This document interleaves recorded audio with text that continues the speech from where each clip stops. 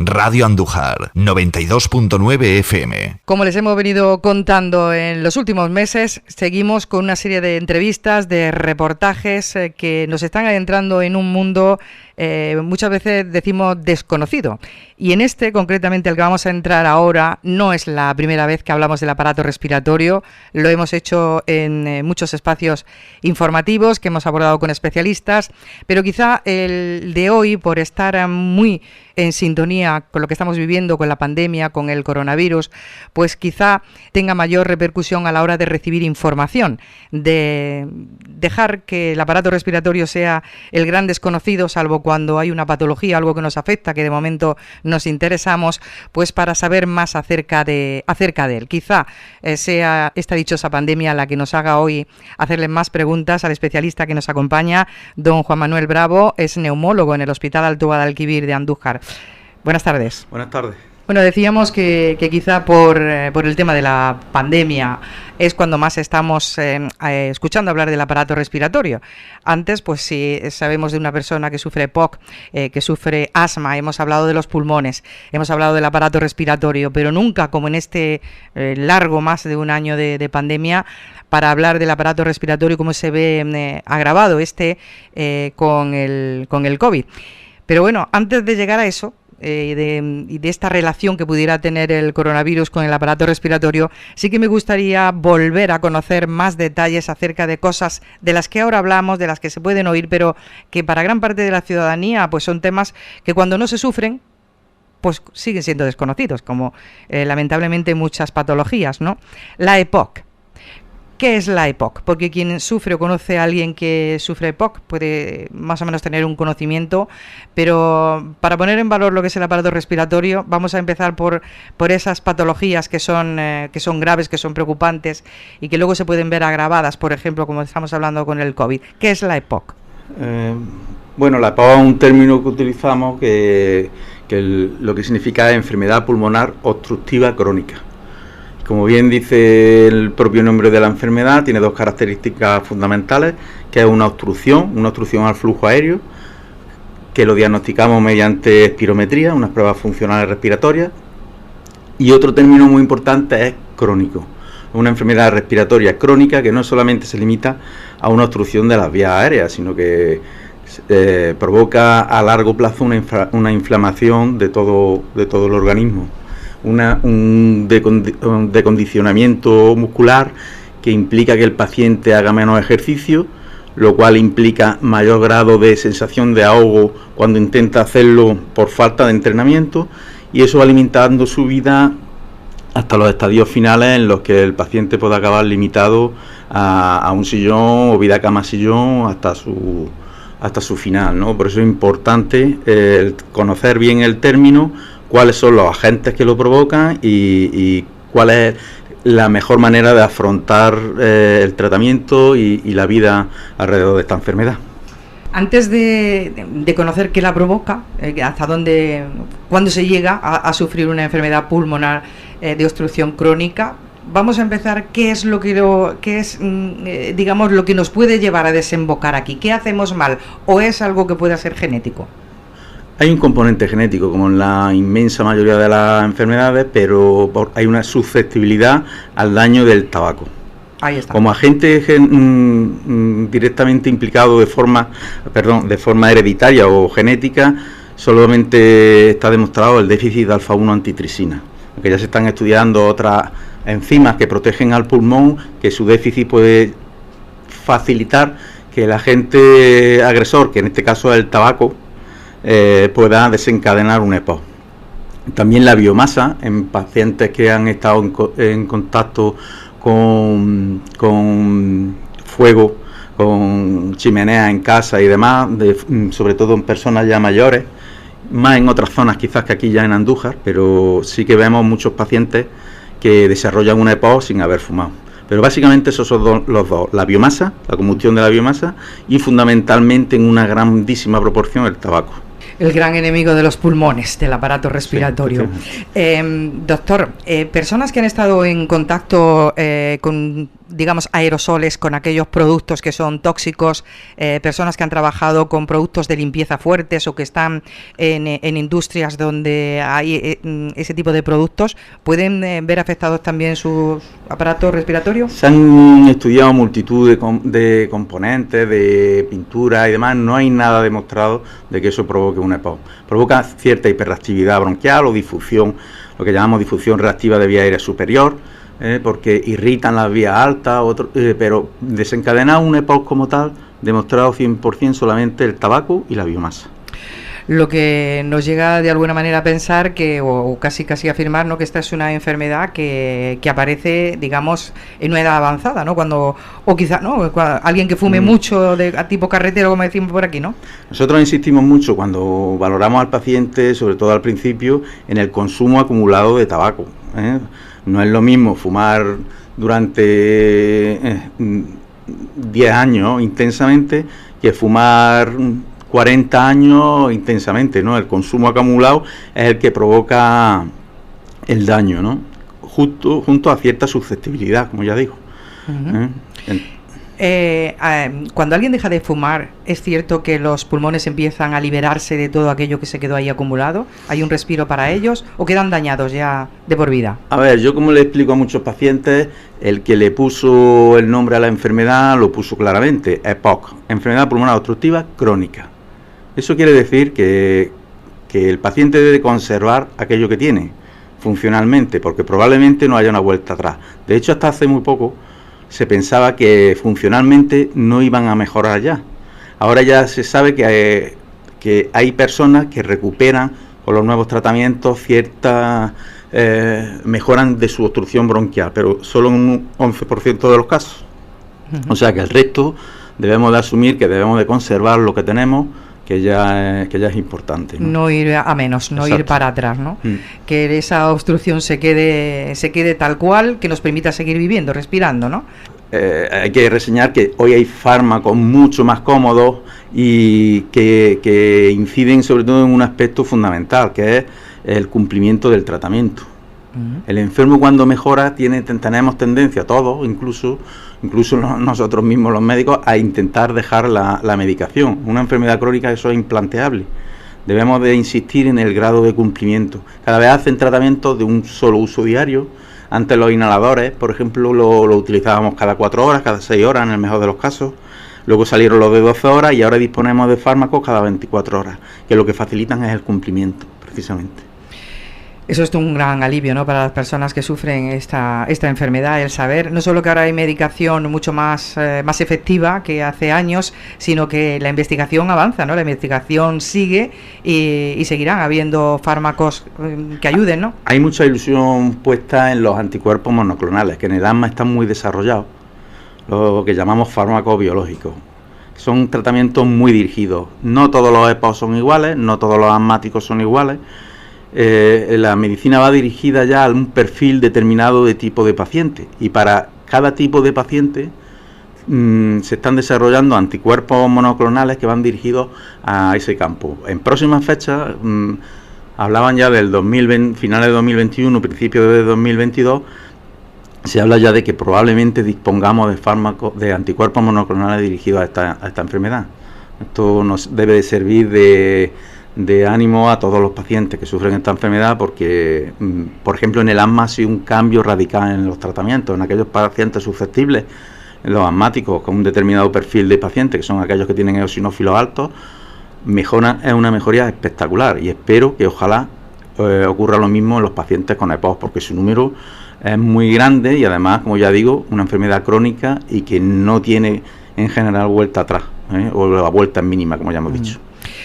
¿Han notado ustedes algo en la consulta relativo a que llevamos ya años que el consumo de tabaco está... Ahora quien fuma se mira un poquito ahí con... llama la atención ver a alguien que fume, desde que se restringieron pues de alguna forma el consumo de tabaco, el fumar en los bares, que ahora en las terrazas ni siquiera al aire libre se puede fumar. La gente se esconde un poquito más para fumar, se supone que ha bajado el nivel del consumo de tabaco, se ¿Se nota algo en las consultas a este nivel, de que haya menos casos o todavía es pronto? Es que nosotros vemos, como decimos, el epifenómeno, o sea, lo que veis por encima, ¿no? Los casos que surgen. Entonces, no valoramos eso más que cuando salimos de la consulta. Nosotros lo que vemos son pacientes que, por desgracia, ya tienen la enfermedad. Sí que es cierto que lo que conocemos son las estadísticas. Lo que es preocupante es que la gente joven está volviendo a fumar, ¿eh? Hay un cierto relajamiento en el consumo de tabaco en jóvenes, curiosamente. Aumentó, hace años aumentó en las mujeres. Antes era raro ver una mujer en una consulta de neumología, y como ocurre con el alcohol, el tabaco y el alcohol afectan más a las mujeres que a los hombres, y vemos casos severos de mujeres que han fumado, que han desarrollado una EPOC importante. Y la gente joven, pues sobre todo en los primeros años, en la juventud, luego ya supongo que muchos de ellos van recapacitando, pero que se está volviendo a ver un repunte de la incidencia de tabaquismo, sobre todo en gente joven. ¿Afecta también al aparato respiratorio el vapear, que parece que surgió como algo alternativo al consumo de nicotina? Sí, nuestra Sociedad Nacional, la SEPAR, ya ha avisado de que hay una serie de componentes en el humo del vapeo que son perjudiciales. Algunos desarrollaron incluso neumopatías intersticiales, o sea, enfermedad pulmonar, una especie de fibrosis pulmonar por el consumo de esta forma de que no deja de ser otro consumo, ¿no? Bueno, y antes de hablar de asma, por quedarnos en la EPOC, no tiene nada que ver con el asma, ¿de qué manera está afectando a personas que puedan sufrir el coronavirus el padecer esta enfermedad? Pues curiosamente no ha habido un aumento de incidencia de reagudizaciones.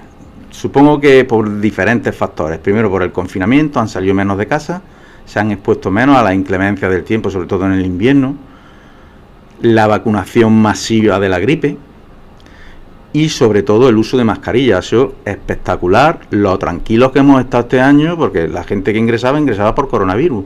El típico EPOC reagudizado, pues no ha ingresado. Y espero que aquellos que tengan un EPOC reagudizado sigan utilizando la mascarilla en el invierno, porque es un seguro de vida para ellos. Las reagudizaciones son los que van a ir limitando el pronóstico de estos pacientes. De hecho, aquellos pacientes reagudizadores, o sea, aquellos que tienen una crisis durante el invierno o dos, el año siguiente tienen mayores probabilidades de presentar esas reagudizaciones. Y es importante que pongan todos los medios disponibles para evitar esas reagudizaciones, entre ellos la vacunación antineumocócica y la antigripal, el uso de mascarillas, sobre todo en invierno y en contacto con otras personas, en contacto cercano con otras personas, incluso cuando haya pasado ya la pandemia. Nos parece un método bastante útil en estos pacientes, ¿no? Como ya hemos demostrado. Ha sido todo un descubrimiento la mascarilla, la de cosas que nos ha enseñado o nos está enseñando el COVID, ¿no?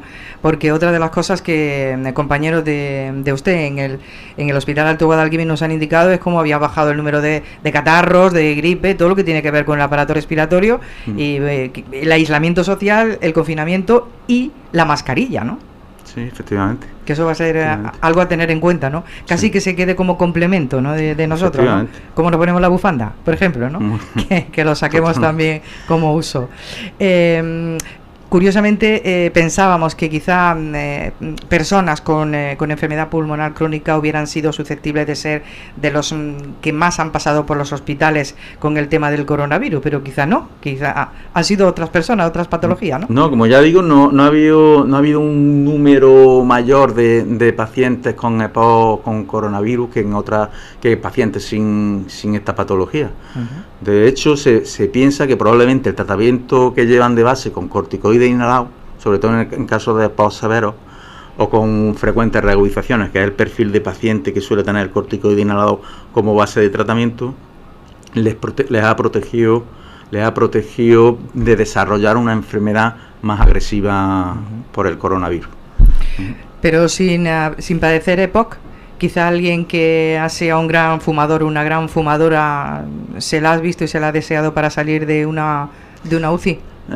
El perfil de paciente no ha sido el típico fumador. El perfil de paciente ha sido los que peor iban eran pacientes, pacientes obesos e hipertensos. curiosamente, ¿no? Ha habido un miedo tremendo a atender a pacientes en consulta de neumología.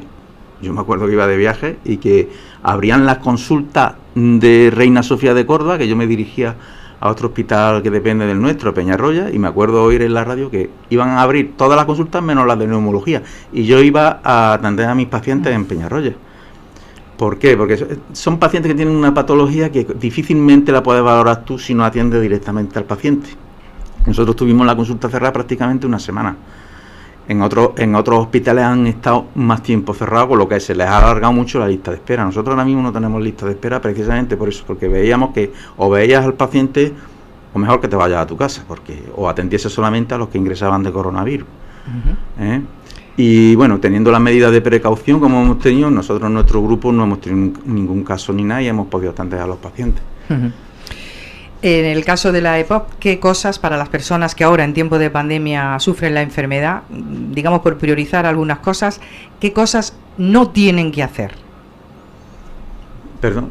Sí, estamos bueno, ya digamos que ya conocemos cómo actúa el coronavirus, ¿no? En los meses de experiencia, más de un año que llevamos, ya sabemos cosas que tenemos que hacer en la población en general para alejarnos del contagio, ¿no? Pero una persona que sufre una enfermedad pulmonar crónica a este nivel, obstructiva del aparato respiratorio, ¿qué es lo que en estos tiempos de pandemia no debe hacer para no verse más perjudicado, para no agravar más la situación? Pues prácticamente lo mismo que todo, limitar la exposición, si cabe más en ellos que en otras personas, sobre todo cuando se relaje más la incidencia, y insistir, por supuesto, acudir a la vacunación antigripal y antineumocócica, que como ya hemos dicho, han sido factores claves para que no hayan tenido reagudizaciones durante el invierno, el uso de la mascarilla, como venimos diciendo, y el cumplimiento a rajatabla de su tratamiento, ¿no? Que es fundamental para que mantengan unos niveles de obstrucción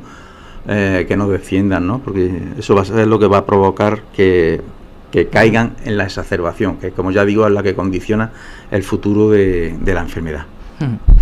Hablemos de asma, porque volvemos al aparato, no hemos movido del aparato respiratorio. ¿Qué es el asma? El asma básicamente es una inflamación crónica de los bronquios, una inflamación que esta sí que tiene un componente genético claro. Hay diferentes tipos de asma según las células implicadas. Hay un asma alérgico donde está elevada la IgE, hay un asma eosinofílico que comprende parte de estos asmáticos con que su desencadenante es alérgico, y otros que eran los que llamaban antes asma intrínseco, que venía a decir que no había una causa clara desencadenante, aquellos que tenían rinitis con alergia entre comillas a aspirina y antiinflamatorios. Y hay un asma neutrofílico, que es un asma en el que no hay predominio de células. Esos son los tres grandes grupos de asmáticos, ¿no? Que es para los que se están desarrollando los diferentes tipos de tratamiento. Pero básicamente es una inflamación crónica asociada a una obstrucción reversible en la espirometría. Igual que el EPOC tiene una obstrucción crónica, el asma se define por una obstrucción reversible con tratamiento. El paciente desarrolla una obstrucción bronquial, pero tú le das el tratamiento broncodilatador y tiene que mejorar unos límites, que en este caso un 12% de hoy asociado a 200 mililitros en la espirometría. Por eso también, al igual que el EPOC, es básica la realización de una espirometría en aquellos pacientes que sospechen que tienen asma. En todo caso, lo que sí me está diciendo aquí, que la enfermedad, el asma, se cura, la medicación cura, no va a paliar los síntomas. El asma, el que nace asmático, yo se lo digo a muchos, muere asmático. Quitarse el asma no se quita. Sí que hay una serie de cosas que conocemos. Aquellos pacientes que desarrollan asma en la infancia precoz, cuando son bebés o cuando tienen 3, 4 añitos y demás, pasan la infancia mal y generalmente suelen mejorar en la adolescencia. Que mucha gente cree que mejoran con las vacunas, que se ponen justo a esa edad. No, el desarrollo del pulmón con su árbol bronquial, cuando se completa, muchos de ellos no es que dejen de ser asmáticos, pero sí que disminuye muchísimo la sintomatología. Un asma más refractario, o sea, más resistente al tratamiento, es aquel que se desarrolla ya de adultos, que es este grupo que hemos dicho de asma neutrofílico, que no tiene un componente alérgico y que responde peor al tratamiento. Bueno, si hablamos de asma y tabaco, ya mejor apaga y vámonos, ¿no? Yo se lo digo a muchos pacientes, que no hay cosa más peligrosa que un asmático que fume. Un asmático desarrolla una crisis de asma, puede desarrollar una crisis brutal, igual que mejora, que revierte esa obstrucción cuando damos un broncodilatador, empeora cuando le da una calada a un cigarro, porque el bronquio es sensible tanto para lo bueno como para lo malo. Por eso es peligroso. Un asmático, finalmente, si sigue fumando, va a desarrollar una EPOC con mucha más facilidad que un paciente que no sea asmático. Interesante información. Doctor, ¿tiene que ver algo la alimentación? ¿Influye la alimentación de alguna manera con el aparato respiratorio o no? Se habla sobre todo en los asmáticos de utilización de aumentar el consumo de fruta y demás, pero sin una evidencia tampoco excesivamente alta. Sí que se recomienda el uso de omega 3 y de fruta, aumentar el consumo de fruta, sobre todo en niños, pero no hay una relación directa con la alimentación que podamos aseverar totalmente. En todo caso, para el cuerpo en general, fruta como todo, nuestra dieta mediterránea, que no nos falte, que nos va a hacer bien.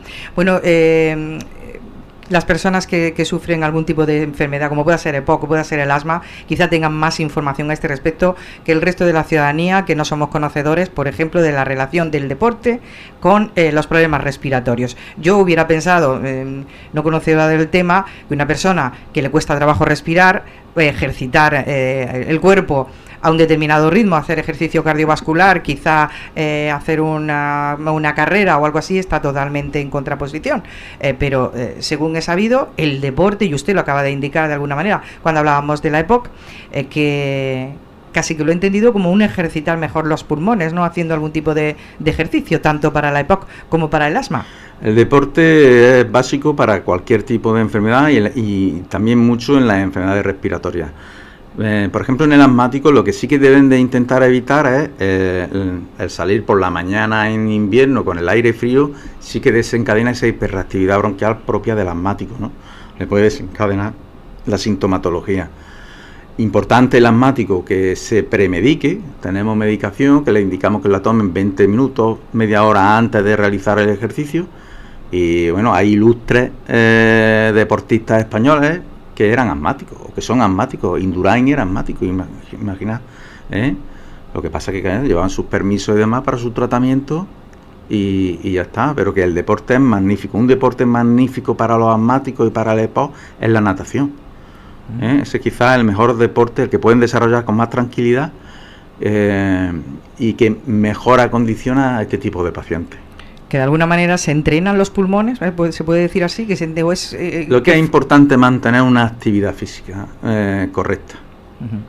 Como ya he dicho antes en el EPOC, el enfermo puede entrar en un círculo vicioso con pérdida de masa muscular, aumento de la disnea, de la asfixia al hacer el ejercicio, ¿no? La sensación de falta de aire. Esa falta de aire hace que haga menos cosas, produce más pérdida de masa muscular. Y esto es un círculo vicioso que hay que romper, porque si no limita sus actividades y su vida diaria. Y el asmático igual. El asmático no tiene excusas para no hacer ejercicio. Intentar evitar aquí en Andújar, lógicamente, el salir, sobre todo a última hora de la tarde y demás, en época de polinización del olivo, porque incluso los que no somos asmáticos, cuando salimos en determinadas zonas de aquí de Andújar, cuando están los plataneros y demás, notamos síntomas. Y no quiere decir que seamos asmáticos, sino que el ambiente está muy cargado. Y en la época del olivo igual. Lo que parece evidente que para las personas que sufren cualquiera de estas patologías, la EPOC o el asma, la calidad de vida ya no es la misma que hace años, ¿no? Porque la medicación avanza, el conocer también de cerca en qué consiste cada cosa por parte de ustedes le puede planificar de alguna manera el que les va a favorecer un mejor día a día, el que le va a perjudicar. De alguna manera la diferencia está clara. No vamos avanzando en el tiempo, vamos conociendo más cosas, que la calidad de vida de las personas que sufren este tipo de enfermedades cambie, ¿no? Sí, esa es la idea, ¿no? Que se acerque su vida diaria al que puede llevar otra persona sin estas enfermedades. Y como digo, cada día hay avances en el tratamiento a este grupo de asmáticos les ha cambiado de verdad el pronóstico totalmente, y como ya digo, en EPOC se están desarrollando nuevas terapias, nuevos tratamientos, que nosotros estamos muy esperanzados en esto, ¿eh? Y sobre todo insistir en el consumo del tabaco. La prevención en la EPOC es fundamental. El asmático, como ya digo, nace asmático, eso, pero sí que hay que insistir también en el cumplimiento del tratamiento. Al ser una inflamación crónica, como ya he dicho, necesita un tratamiento crónico. El EPOC, al ser una obstrucción crónica, necesita abrir ese bronquio y bajar la inflamación que tiene. Y nos tenemos que mentalizar de que eso es inevitable, aunque se descubran otros tratamientos. El grado de cumplimiento del tratamiento marca mucho el pronóstico de estas enfermedades. Y lo que queremos conseguir entre todos es que lleven, como ya digo, una calidad de vida normal, ¿eh? Que en definitiva es lo que vamos buscando con todos estos tratamientos. Fíjese, con esto terminamos, que pensábamos que con la pandemia, que con el coronavirus, cuando hemos hemos conocido la gravedad de la situación de las personas que sufren el coronavirus ya en un estado grave, cuando se habla de intubación y se habla de darle aire para poder respirar, creíamos que todo tenía que ver con enfermedades relacionadas con el aparato respiratorio, y usted va y nos dice, pues no, precisamente no. Aunque sea el afectado, ¿no? Ya digo, no ha aumentado la incidencia. Con lo del coronavirus, pues hemos visto cosas que todavía no tenemos una explicación clara, ¿no? Sobre todo esa sensación de falta de aire que les queda a muchos pacientes.